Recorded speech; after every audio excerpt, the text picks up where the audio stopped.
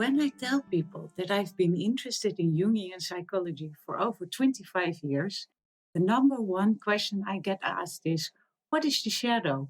And what is shadow work? How does one integrate one's shadow? So basically, the shadow refers to all the parts of ourselves that we are not aware of yet. And shadow work means becoming aware of those parts and develop a conscious relationship to them. And some of it is positive and some of it is more difficult to come to terms with. So, what I've done is I've developed this experiential workshop, and it will help you discover your shadow and the parts that want to come to your awareness at this point in time in your life.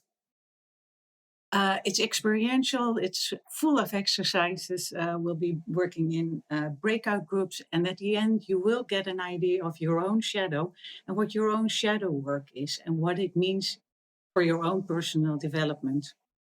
So, if you're new to Jungian psychology, or if you've always wondered what shadow work means in terms of your own personal development, this is probably a really good workshop for you. And if this appeals to you, I really hope to see you in class.